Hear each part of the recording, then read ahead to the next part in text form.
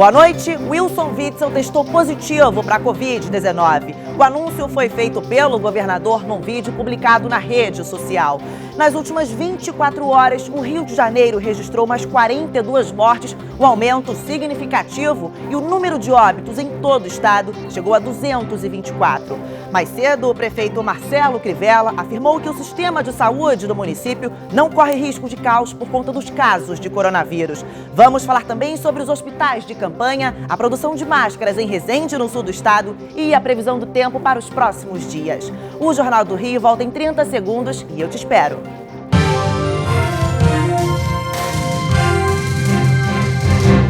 Aumentou consideravelmente o número de mortes por coronavírus nas últimas 24 horas em todo o estado. A repórter Natasha Franco está ao vivo e tem mais informações. Oi, Natasha, boa noite para você. Boa noite, Yasmin. Boa noite a todos. Assustou o número nas últimas 24 horas de óbitos aqui no estado do Rio de Janeiro. Foram confirmados 42 mortes a mais entre o boletim de 5 horas da tarde de ontem e o boletim de hoje, às 5 horas da tarde. Além disso, os casos subiram para 3.410 no total confirmados de coronavírus. 152 casos a mais. Em relação às mortes, são 224 mortes confirmadas de coronavírus aqui no estado do Rio de Janeiro. Cerca de 80 óbitos ainda estão em investigação. Agora, Yasmin, durante um vídeo publicado numa rede social, o governador do estado do Rio de Janeiro confirmou que testou positivo para o coronavírus. Nós confirmamos que o governador que estava no Palácio Laranjeiras foi levado agora há pouco, deve estar chegando ao Hospital Copa d'Or para uma consulta provável. Ele, no vídeo que a gente vai ver agora, publicou que estava se sentindo bem, mas agora à noite uma fonte confirma para a TV Bandeirantes que ele está a caminho do Copa d'Or. Vamos ouvir o vídeo dele confirmando o caso de novo coronavírus. Quero comunicar a todos que desde sexta-feira não venho me sentindo bem e pedir para que fosse feito o teste do Covid e hoje veio o resultado positivo. Tive febre, dor de garganta, perda de olfato e graças a Deus estou me sentindo bem. Continuarei trabalhando aqui do Palácio Laranjeira, mantendo as restrições e as recomendações médicas e tenho certeza que vou superar mais essa dificuldade. Mas podem contar comigo, todo o povo fluminense, vou continuar trabalhando. E eu peço mais uma vez para que fiquem em casa, porque a doença, como todos podem estar percebendo, ela não escolhe ninguém e o contágio é rápido. Muito obrigado.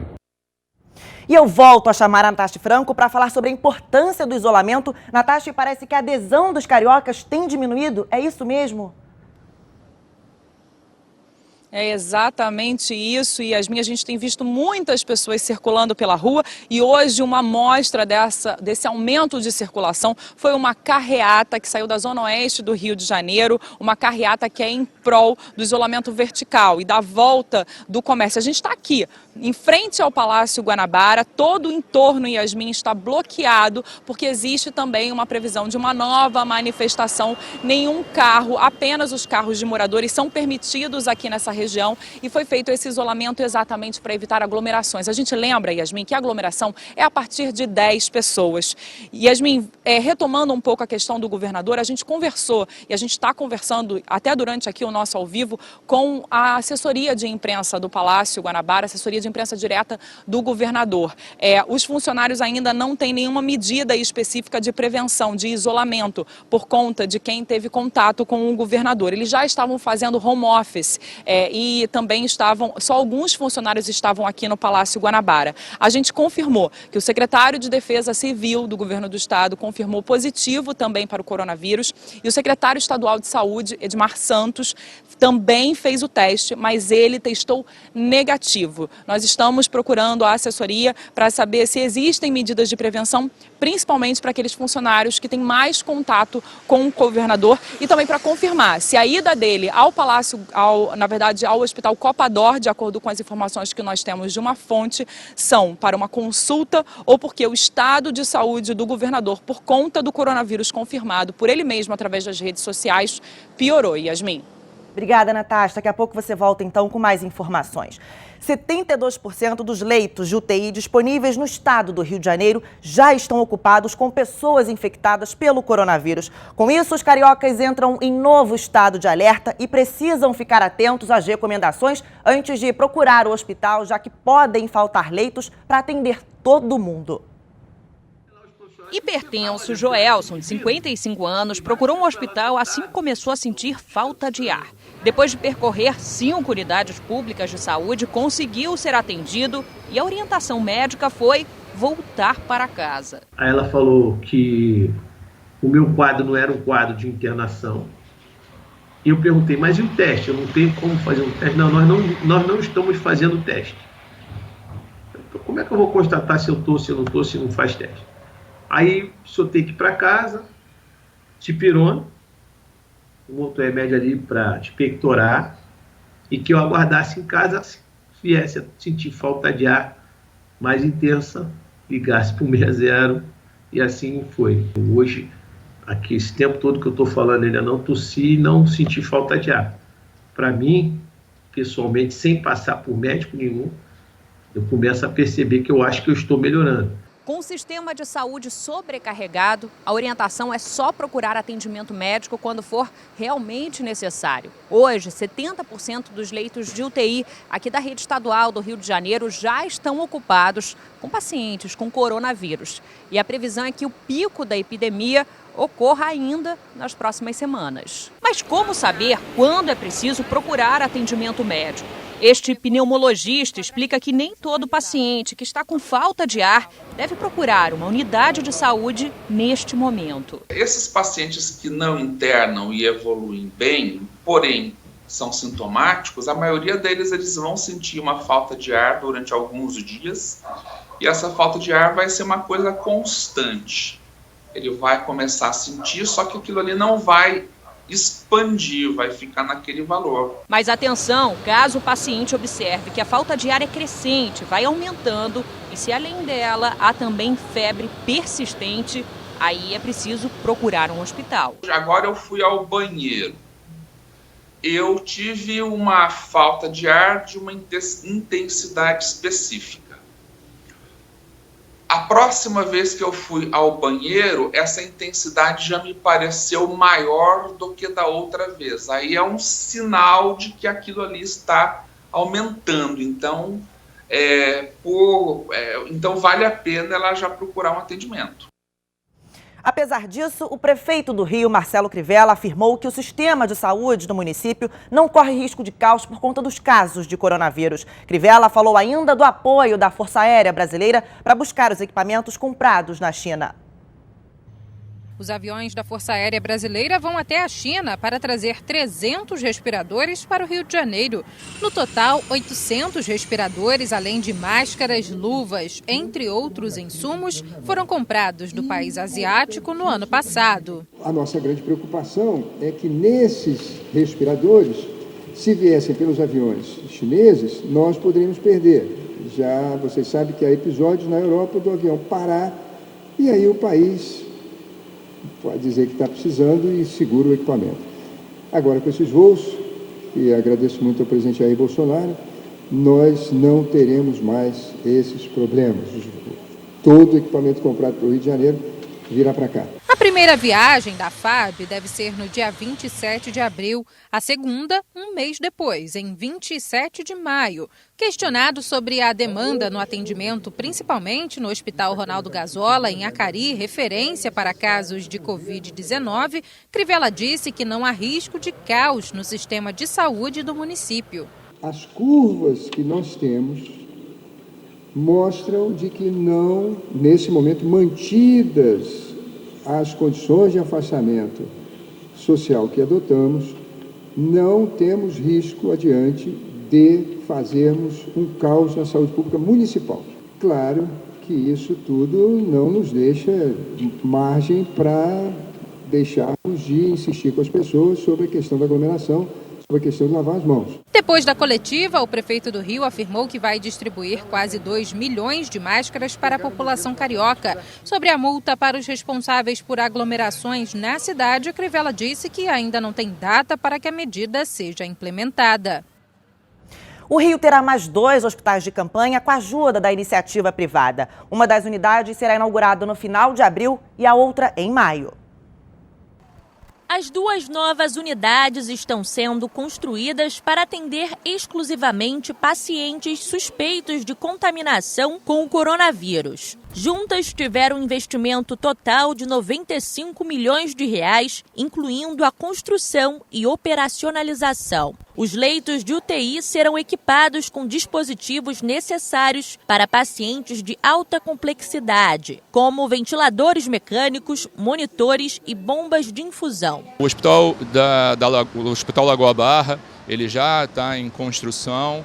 A gente tem uma expectativa de início de operação no dia 26 de abril. O governador Wilson Witzel assinou nesta segunda-feira, com um grupo de empresários, tendo à frente a Redditor São Luís, convênios para a construção dos hospitais. Os 2 centros de saúde, que fazem parte dos 9 anunciados pelo governo no âmbito do Covid-19, têm um prazo de cessão do espaço de 4 meses. Um dos hospitais de campanha está sendo construído neste terreno aqui no Leblon, na zona sul do Rio, e um outro no Parque dos Atletas, na Barra da Tijuca, zona oeste. Eles devem ficar prontos no início de maio e terão capacidade para 200 leitos cada um. Vemos como uma obrigação contribuir para o tratamento dos pacientes lato sensu, estamos falando de pacientes SUS, no combate ao coronavírus. O Hospital de Campanha do Leblon terá 100 leitos voltados para a terapia intensiva, podendo atender 2.000 pacientes durante a pandemia. O investimento de construção será 100% custeado pela iniciativa privada. Já o hospital no Parque dos Atletas terá pelo menos 50 leitos para UTI e o investimento será de 50 milhões de reais.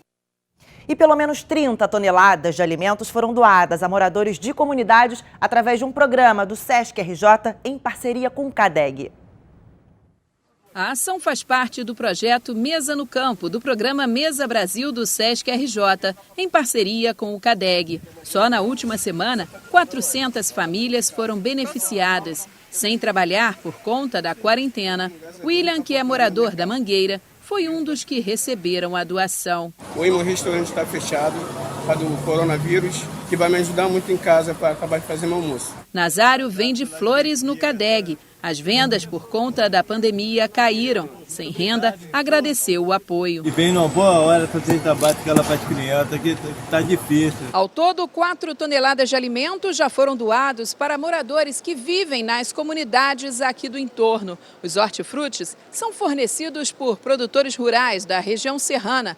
Eles não têm mais valor comercial, mas ainda estão próprios para consumo. A gente conseguiu, nessa parceria, 4 toneladas, 400 cestas aproximadamente, para distribuir para o entorno, que a gente tem conhecimento do sofrimento, do engajamento das pessoas, da comunidade, para a distribuição de alimentos. Tarzan, como é conhecido no centro de abastecimento, é um dos doadores. Quando a gente revira tudo para outro dia, faz a arrumação, os funcionários, eu pedia que eles fizessem com mais carinho, o que é lixo, o que dá para aproveitar, a gente separar uma reciclagem e a galera vem pegar depois. Desde o início de março, quando teve início o isolamento social por conta do coronavírus, o programa Mesa Brasil já doou mais de 30 toneladas de alimentos. Neste período, os donativos recebidos de 29 parceiros complementaram mais de 180 mil refeições em 21 municípios do estado. E a seguir, o projeto realiza testes rápidos e gratuitos para diagnóstico de coronavírus na favela da Rocinha. Natasha Franco está de volta agora para falar sobre as mudanças na leitura dos hidrômetros da SEDAI. Oi, Natasha, quais são essas mudanças? Então, Yasmin, os funcionários não vão ter mais contato com os moradores. Normalmente, o hidrômetro da casa fica dentro do imóvel e os funcionários estavam tendo que entrar nesses imóveis para poder fazer a leitura. A partir de agora, essa leitura vai ser feita com base no consumo dos últimos 12 meses. E o funcionário da SEDAI, uma medida aí de contenção para a propagação do coronavírus, ele só vai fazer a leitura do hidrômetro se o equipamento estiver do lado de fora da residência. Assim, ele não tem contato nem com o morador, não expõe o morador ao risco, muito menos o funcionário. Yasmin. E, Natasha, vai ter redução na conta de gás? Uma boa notícia, então, para o consumidor em meio à pandemia, né?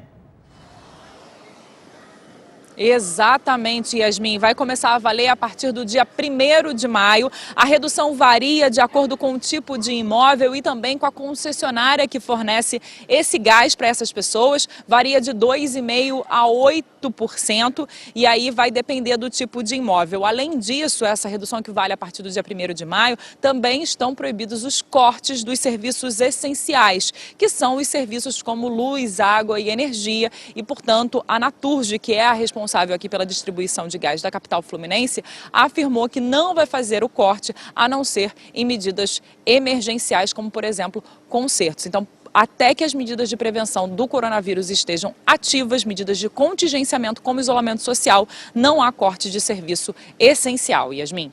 Natasha, agora uma última informação. Parece que o trânsito aí no entorno do Palácio Guanabara, onde você está, em Laranjeiras, continua fechado, isso desde o início da tarde. Ainda está desse jeito? Ainda está desse jeito, Yasmin. Por volta de 1h da tarde houve o fechamento aqui da Pinheiro Machado, que é a rua onde nós estamos nesse momento. E aí as ruas de entorno, todas que dão acesso, só estão liberadas para os moradores. E a gente vai ver agora imagens da câmera da 7 Rio que mostram um trânsito já, um grande congestionamento para quem sai do túnel Santa Bárbara e precisaria acessar aqui a Pinheiro Machado. Como não consegue por conta desses bloqueios, acaba tendo que acessar a Rua das Laranjeiras e o trânsito está bem complicado. Yasmin. Obrigada, Natasha. E um projeto está realizando testes rápidos e gratuitos para diagnóstico de coronavírus na favela da Rocinha. Só para vocês terem ideia, no último sábado, das 7 pessoas que realizaram o exame, 4 testaram positivo para a Covid-19. Pessoas com suspeita da doença tiveram amostras de sangue coletadas para serem analisadas em uma clínica dentro da própria favela da Zona Sul do Rio. O projeto Favela Sem Corona conseguiu arrecadar R$20 mil para comprar testes que detectam a Covid-19. A ideia surgiu basicamente da análise das boas práticas da Coreia do Sul e trazer essas boas práticas para as favelas do Rio de Janeiro. A equipe faz uma triagem entre os inscritos por meio dos canais de atendimento do projeto. A prioridade é para quem se enquadra no grupo de risco. A ideia é checar o máximo de pessoas possível, mesmo num universo de 200 mil moradores da Rocinha. Está acontecendo muita subnotificação. E o que eu não quero nesse momento é que a gente tenha pessoas morrendo porque não conseguiram chegar a tempo ou porque não sabiam se era ou se não era, e aí o governo, ou o estado ou o município não atendeu, etc, etc. Então, a nossa luta hoje é para conseguir falar para o governo. Governo, olha só, essas pessoas aqui precisam de atendimento agora porque elas comprovadamente já estão com coronavírus. A ideia é que isso tudo, depois que a epidemia acabar, vire um projeto que vai se chamar Favela Pós-Corona, onde a gente vai discutir políticas públicas e sejam permanentes para as comunidades. Hoje a gente mudou o nome de desigualdade temporariamente e chama ela de coronavírus. Essa é a realidade. E um dos acusados de matar a vereadora Marielle Franco e o motorista Anderson Gomes teve o pedido de prisão domiciliar negado. A defesa de Elcio Queiroz solicitou a mudança devido à pandemia, mas com a recusa, o ex-PM segue detido no Presídio Federal de Porto Velho, em Rondônia. Hora de chamar a Desirê Brant da Somar Meteorologia para falar sobre a previsão do tempo para os próximos dias.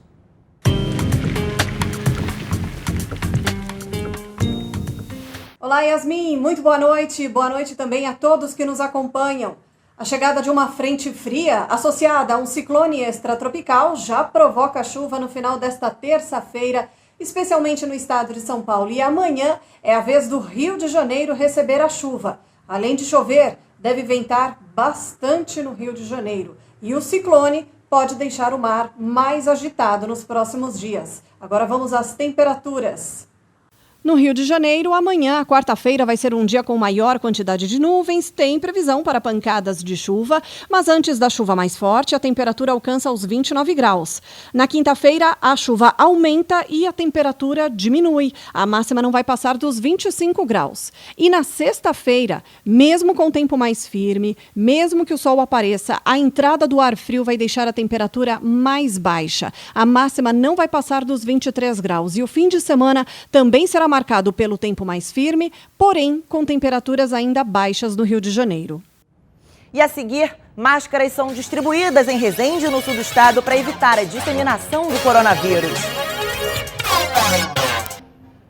Máscaras estão sendo distribuídas gratuitamente no município de Resende, no sul do estado. Elas são produzidas numa oficina que faz parte de um projeto de inclusão social.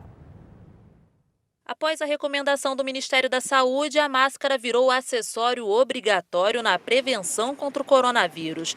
No que depender do Tiago, todo mundo vai ter a sua. Esta semana, ele começou a aprender um novo ofício e está ajudando a produzir máscaras de pano neste espaço montado pela Prefeitura de Resende. E agora é hora de se unir, né? Agora é hora da gente estar ali ajudando, mesmo sem saber, mas a gente aprende. Então, devagarinho, a gente vai ali ajudando e o mais importante, né, o resultado final.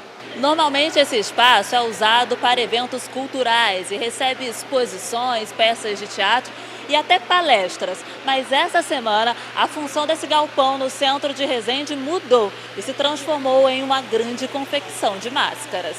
A oficina faz parte de um projeto de inclusão social e conta com cerca de 30 voluntários que cortam tecidos, pregam elásticos, costuram e produzem máscaras de várias cores e modelos. Depois de prontos, são distribuídos gratuitamente nas ruas de Resende. A gente tem distribuído nos principais centros comerciais da cidade, filas de loterias, nos centros realmente onde tem maior aglomeração de pessoas, em atividades que são permitidas pelos decretos. A ação da Prefeitura também contou com o apoio da UERJ Resende, que ajudou com a doação de 110 máscaras para serem entregues à população. O Jornal do Rio termina aqui. Muito obrigada pela companhia. Você fica agora com as principais notícias do país e do mundo no Jornal da Band. E a gente volta a se encontrar amanhã, às 6:50 da noite. Até lá!